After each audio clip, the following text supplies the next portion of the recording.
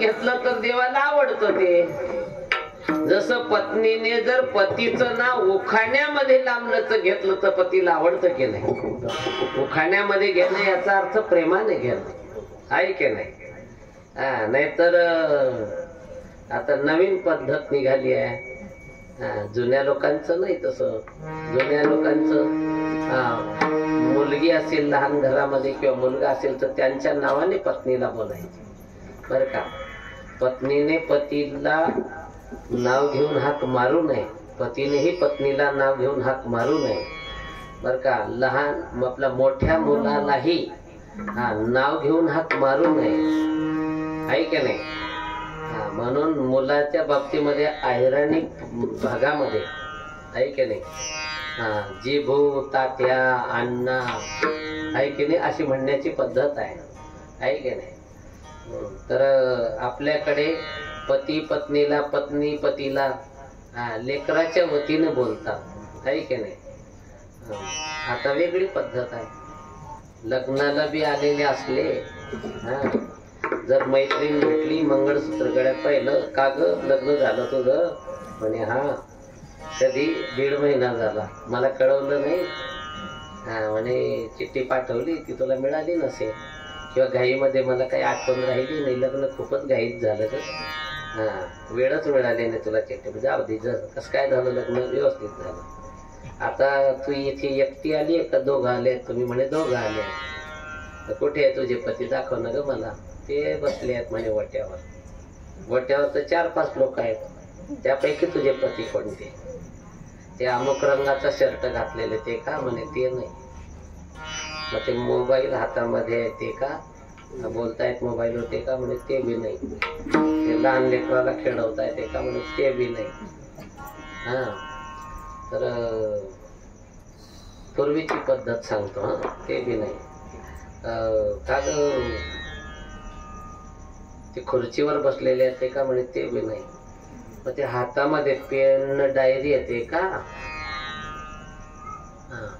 ती आवडेला तिने हो बी म्हटलं नाही, नाही बी म्हटली नाही. लाजली ती, मान खाली घातली. पण मैत्रीण समजली याचीचे मालक आहे. ही पूर्वीची पद्धत आमचे गुरुवारे सांगायचे. आणि आता जर विचारलं तुझे मालक कुठे आहेत? ते आहे वट्यावर. मग ती 4-5 लोक आहे, त्यांच्यापैकी कोण आहे तुझे? कोणते आहे तुझे? सांग ना. इथूनच हाक मारीन, मिस्टर बबन कमी हिअर. इकडे ये रे, माझी मैत्रीण तुझ्याशी बोलते, तुला भेटते आहे की नाही? आताची परिस्थिती कठीण आहे तर का, पटकन परिस्थिती आहे. तर नाव घेऊन हाका मारू नये. गुरुलाही नाव घेऊन हाका मारू नये. गुरुचं नाव नाही घ्यायचं. गुरुवर्य स्वामीजी बर का असं म्हणायचं.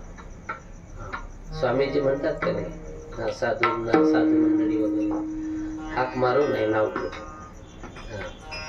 पत्नी पतीचं, पती पत्नीचं जर नाव घेऊन हाक मारत असेल तर असं सांगतात आयुष्य कमी होतं. आयुष्य कमी होतं. असेल काय दोष लागत असेल आणखी माझ्या ते सखोल वाचण्यात नाही. येईल योग्य वाक्य पाहू पुढे किंवा. आता मी ह्या शिवभक्तीबद्दलही सांगतो. कुठेही कशीही कोणीही कशासाठी देवाची सेवा करायची नाही, भक्ती करायची नाही. शिवबाबाची भक्ती करताना लोक ऐकणे पाणी टाकताना किती बी टाका, 1 लोटा टाका का 5 लोटे टाका. त्या बाबाने 1 लोटा जल सांगितलं, तुम्ही किती बी टाकू शकता. टाकलं ते, पण ते तीर्थ जे आहे ना, शिवतीर्थ निर्माल्य म्हणतो आपण त्याला, ते तीर्थ तुम्ही अंगावर शिंपडू शकता श्रद्धेने भावनेने. पण ते तीर्थ आपल्याला घेता येत नाही, तीर्थ प्यायचं नाही ते बरं का. एका महात्म्याने, एका संन्याशाने, माझ्या मोबाईलमध्ये मी पाहिलं, एका संन्याशाने स्पष्ट सांगितलं, शिव का एक निर्माल्य आप लेते हो तो पार्वती माता आपको विधवा होने का शाप देती है. बोले विठाला विठाला.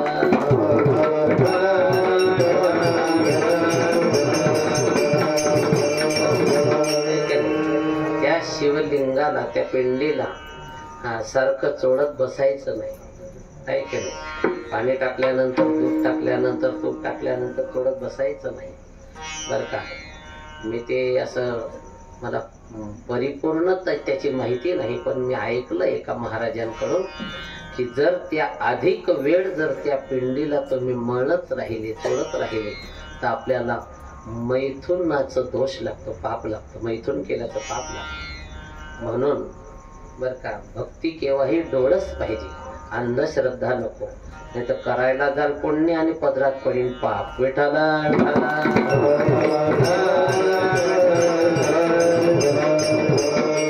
मी नेहमी सांगतो, ईर्ष्यात्मक किंवा स्पर्धात्मक भक्ती करायची नाही.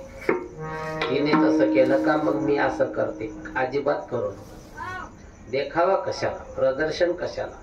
आमचे गुरुवारी सांगायचे आम्हाला पाठामध्ये, वैकुंठवासी पूज्यपाद गोले महाराज ते म्हणायचे, परमार्थ करताना प्रदर्शन नको, इथे तर दर्शन पाहिजे आपल्याला. ईर्ष्या नको, स्पर्धा नको. कशासाठी करायचंय आपल्याला हे जाणून घ्यायचं. माहिती नसेल तर ग्रंथ उघडायचा, ग्रंथात नाही सापडलं एखाद्या महाराजांना, एखाद्या साधूला, पंडिताला, ब्राह्मणाला विचारायचं. त्यांना सांगता आलं नाही तर करायचं नाही. का करायचं नाही? दोष जर घडला, चुकीचं जर घडलं तर पाप लागतं. करायचं नाही. का करायचं नाही? त्याच्यात फलही नाही, त्याच्यात आनंदही नाही. जायचंय कोणत्या गाडीने आपल्याला, म्हणजे कोणत्या गावाला आपल्याला जायचं आहे हे जर माहिती नसणार तर बसणार कोणत्या गाडीत आपण? गाड्या तर बऱ्याच येत आहे बस स्टँडवर, आहे की नाही? जायचंय कुठे माहिती नाही, बसणार कोणत्या गाडीत? तसं कशासाठी करायचंय माहिती नाही, उपयोग नाही. चला,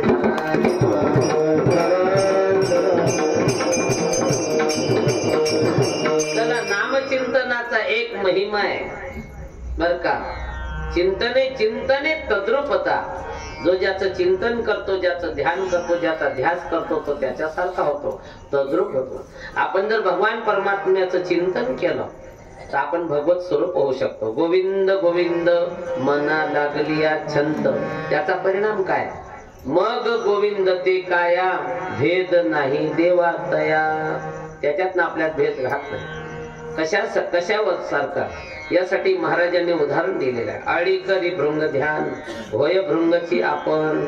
भिंगुरटी मातीचं घरट बनवते घरट, पण त्या घरट्यामध्ये ती स्वतः राहत नाही. बाहेरून कुठून तरी झाडावर म्हणा वेलीवरून आळी आणते. छोटीशी कोमल आळी असते, ती इतकी कोमल की 2 बोटाने हळूच जरी दाबली तरी फुटून जाईल, टच कर. त्या घरट्यामध्ये सोडली तिने मातीच्या. दरवाजा पुन्हा छोटासा केला, तिला बाहेरच निघता यायला नको. समजा या भिंगुरटीने आळीला आयतं घर बांधून दिलं राहण्यासाठी, खानपानाची व्यवस्था करते का? नाही करत. मग काय करते? दिवसभर तिला त्रास देते.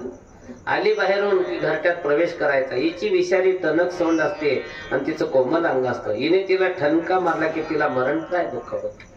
आपल्याला जर भिंगुरटीने चावा घेतला, आहे की नाही, घरामध्ये म्हणा किंवा शेतामध्ये गवत कापताना वगैरे अचानक ती भिंगुरटी आपल्या बाहूमध्ये किंवा बाहूमध्ये सापडली, किंवा महिलांना ती साडीमध्ये वगैरे अशी दाबली गेली आणि तिने आपल्याला जर ठणका मारला, किती आग होते आपली एवढ्या जीवाची जर एवढी आग होते, तर त्या एवढीशा आळीची, त्या छोट्याशा जीवाची काय फजिती असेल.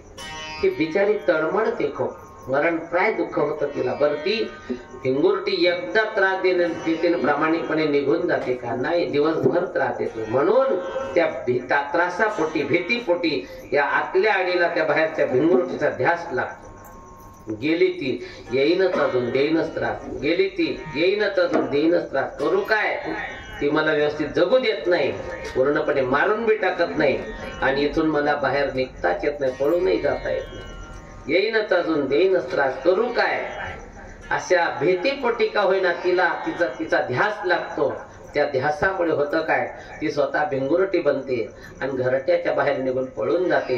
घरट आपल्याला रिकामा सापडतं. तो हाच प्रकार आहे. महाराज सांगतात, आळी करी भृंग ध्यान, होय भृंगची आपण. किंवा भ्रमरीच्या ध्यासे, भ्रमरीच होय कीटकत्व जाय पालटोनी. बर का, भिंगुरटीच्या ध्यासाने भिंगुरटी बनते. तिची जो अवस्था असते ती बदलून जाते. तसंच जगद्गुरु श्री संत तुकाराम महाराज म्हणतायत की आपणही भगवत चिंतन जर केलं, भगवत स्वरूप होणार नाही का? राम म्हणता रामाची होई दे पदी बैसोनी, पदवी घेतली ज्याचे दया ध्यान तेची होय त्याचे मन, म्हणून अवघे सारा पांडुरंग दृढ धरा. ज्याला ज्याचा ध्यान लागतो तो त्याच्या सारखाच होतो. शांती ब्रह्म संत श्री एकनाथ महाराज ते रामायण ही कथा सांगत होते. बराचसा समाज समोर श्रोती म्हणून उपस्थित राहिले. असं सांगतात की जिथेही रामकथा असते तिथे हनुमंतराय कोणत्या न कोणत्या रूपात ती कथा ऐकतात. त्या श्रोत्यांमध्ये संत एकनाथ महाराजांच्या समोरच खांबाला टेकून एक जखड म्हातारा ती कथा ऐकत होता. कथेमध्ये असं चिंतन आलं की लंकेतल्या अशोक वाटिकेतली फुलं एकदम पांढरी शुभ्र आहेत असं संत एकनाथ महाराजांनी सांगितलं. बाकीच्या श्रोत्यांनी ऐकून घेतलं. पण तो म्हातारा, महाराज थांबा जरा म्हणे, काय मला दोष लागेल, मध्येच मी तुमची कथा थांबवली, मी बोलतोय. कथा कीर्तन चालू असताना बोलू नाही, पण माझा नाईलाज आहे म्हणे.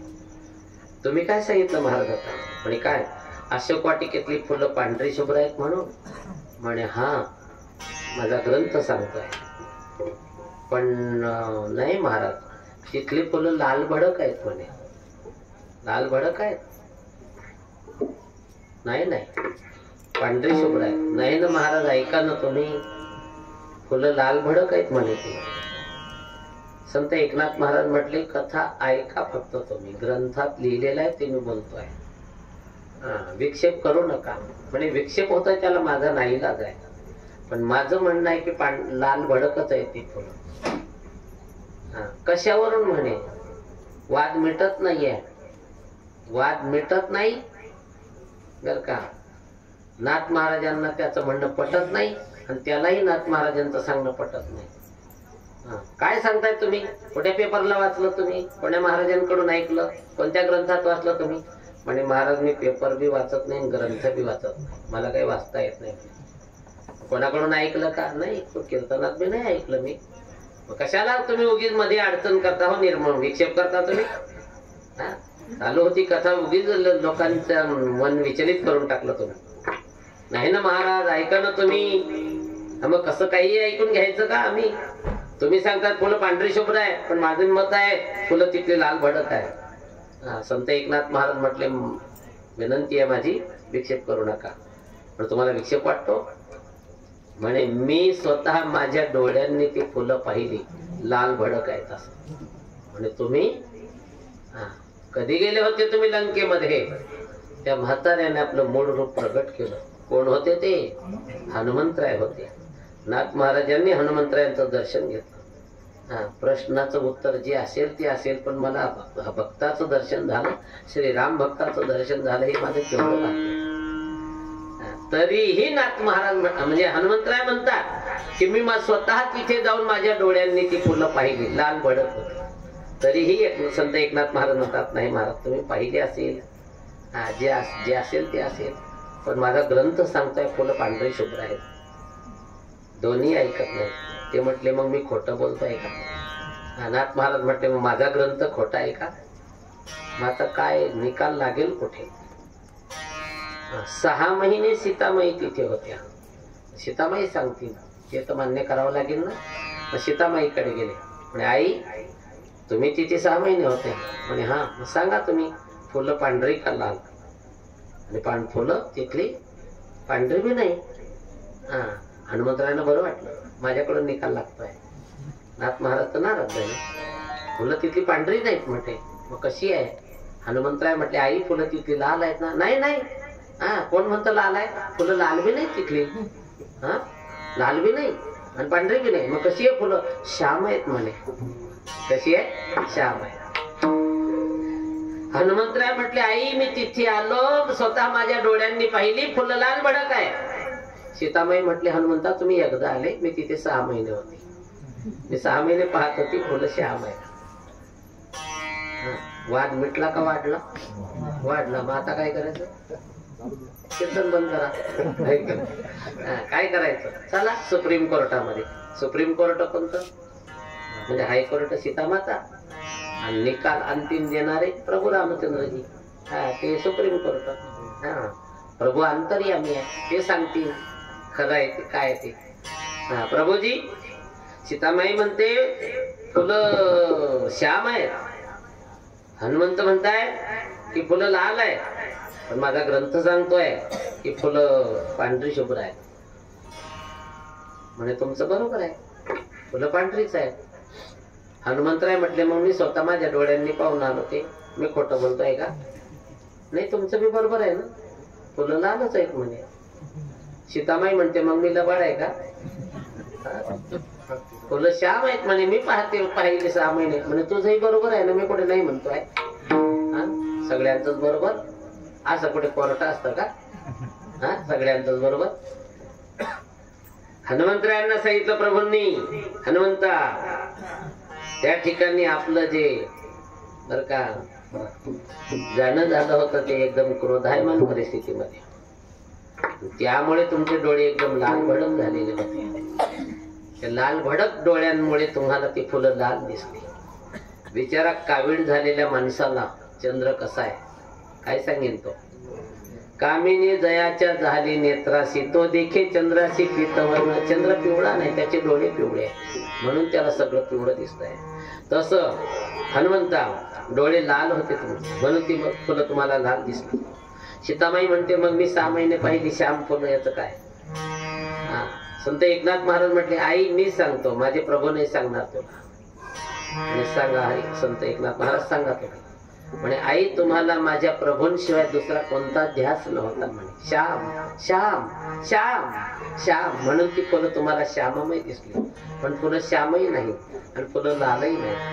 संत एकनाथ महाराज सांगतात तेच बरोबर आहे, फुलं पांढरी शुभ्रच आहेत. संत हे भाव समाधीतून बोलतात.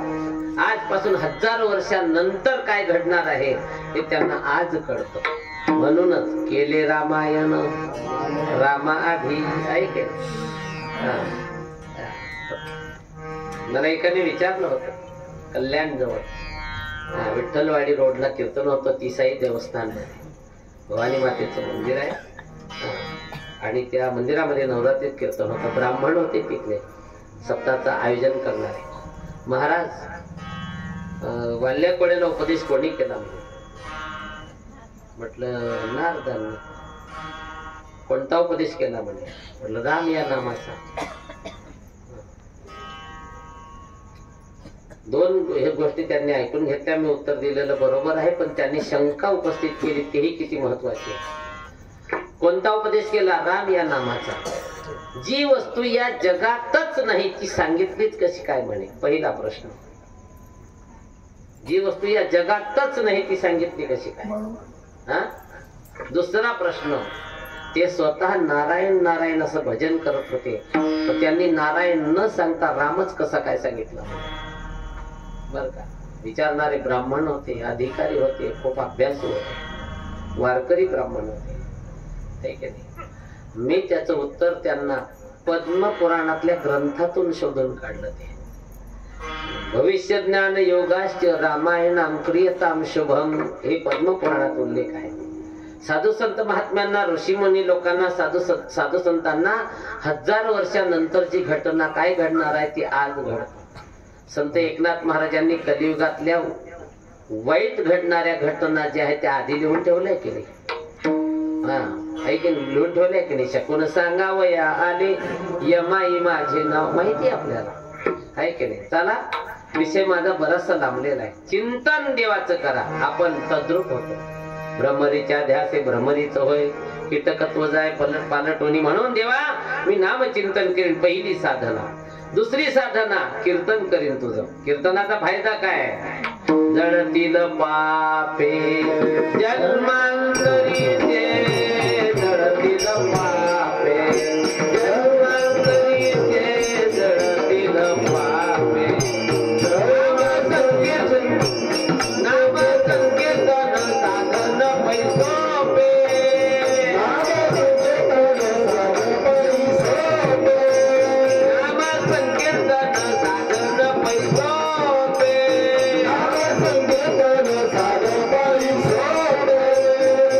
Thank you.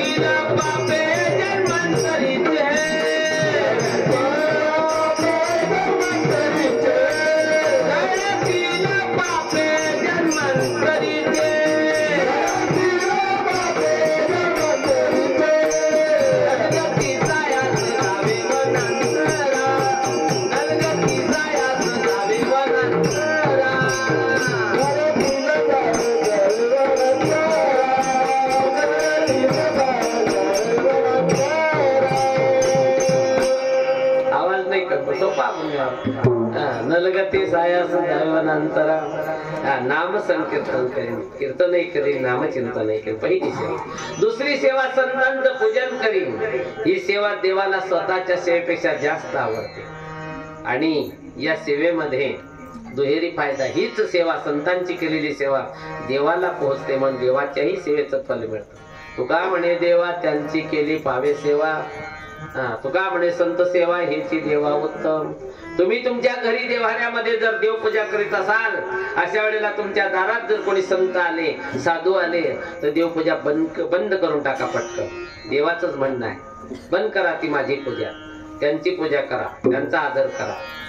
दारातच थांबलेले असतील आणि तुम्ही माझ्या अंगावर जर फुलं टाकत असतील तर फुलं नाही, दगडा पडतायत माझ्या अंगावर, असा माझा अतिक्रम आहे, त्रास देताय तुम्हाला. करिता देवार्चन घराले संतजन, देव सारावे परते, संत पूजावे आरते. का पूजा करा? ते मला आवडतात, किती आवडतात, तेही प्राण परवते, आवडते मद निरुते, जे भक्तचरित्रा ते प्रशंसती. म्हणून संतांचं पूजन दुसरी सेवा करी. महाराज सांगताय तिसरी सेवा कोणती? घालीन लोटांगण महाद्वारी विठोबार कुमारी.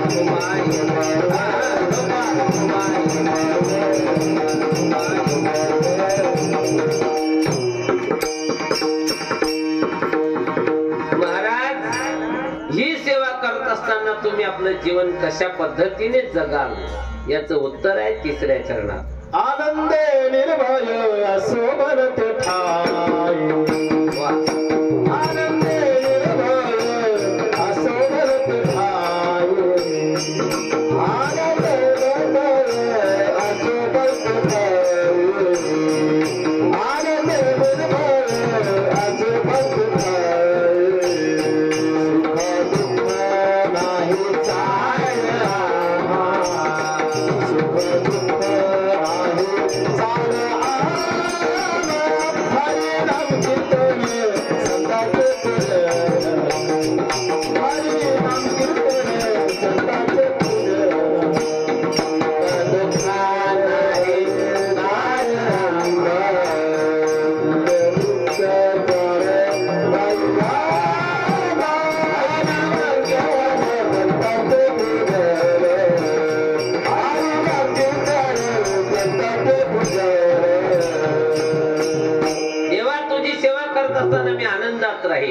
आनंदे बर का, आनंदात राहील.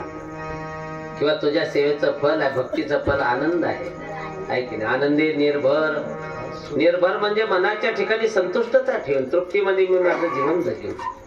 बर का, कोणत्याही परिस्थितीमध्ये मी विचलित होणार नाही, निर्भर राहील. ज्यामा तो जठरो जाया जातवे दो जलाशया. हे पाचही जकार आहे, दुर्भर आहे, म्हणजे यांना किती मिळालं तरी यांचं समाधान होत नाही. बर का, त्यावर आपल्याला चिंतन करायचं नाही. बर का, संत महात्म्यांचं जीवन असो बनते टाई, कुठेही असो, सुख दुःखा नाही चाडा महा.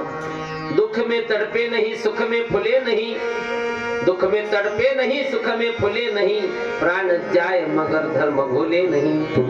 धर्म धन का खजाना लुटाते चलो, कृष्ण गोविंद गोपाल गाते चलो. नाम जपते रहो काम करते रहो, नाम जपते रहो काम करते रहो, पाप की वासनाओं से डरते रहो. सद्गुणों का परम धन कमाते चलो, कृष्ण गोविंद गोपाल गाते चलो. वक्त आएगा ऐसा कभी ना कभी, वक्त आएगा ऐसा कभी ना कभी, हम भी पाएंगे प्रभु को कभी ना कभी। ऐसा विश्वास दिल में जमाते चलो, कृष्ण गोविंद गोपाल गाते चलो।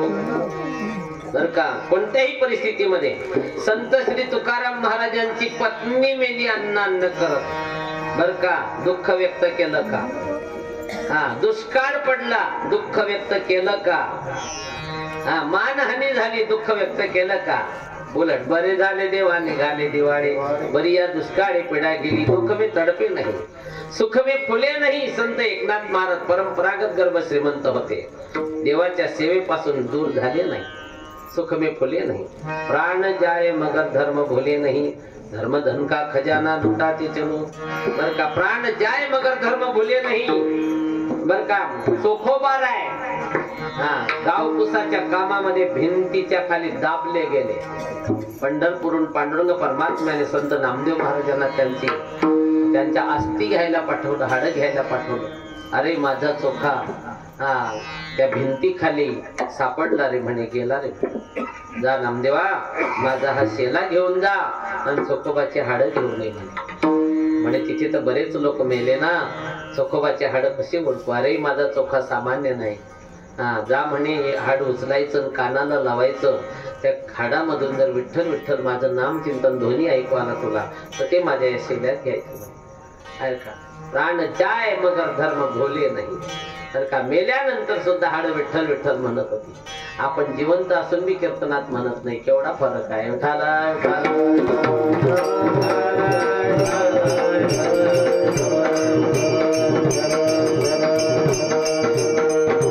मेल्यानंतर ते प्रेताच्या मागे म्हणतात राम बोलो भाई, राम बोलो भाई। आज कधीच याने बोलला नाही, तेव्हा कसं येतो नाम? चला, तर का सुख दुःखाना हे चाडा महा।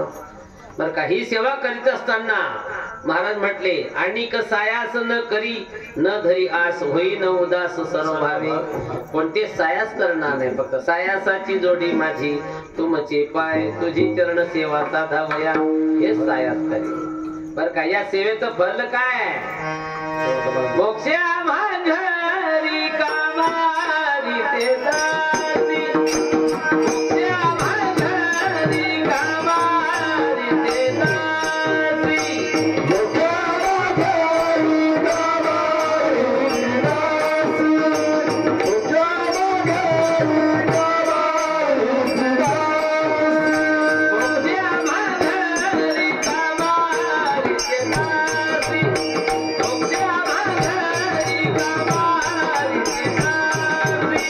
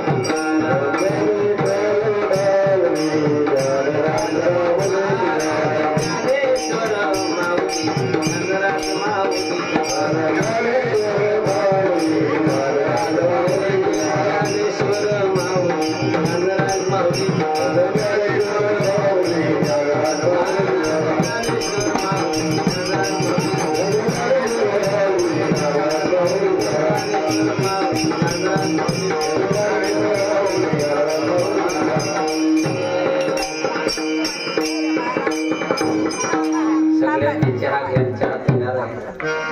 चहा गोड आहे, चहा गरम आहे, चांगला आहे. सगळेजण चहा घ्या, नाही तर बाकीचा चहा वाया नाही घ्यायचा असला तर 10,000 रुपये द्या. पाडणा होईल आणले पाणी म्हणजे नवस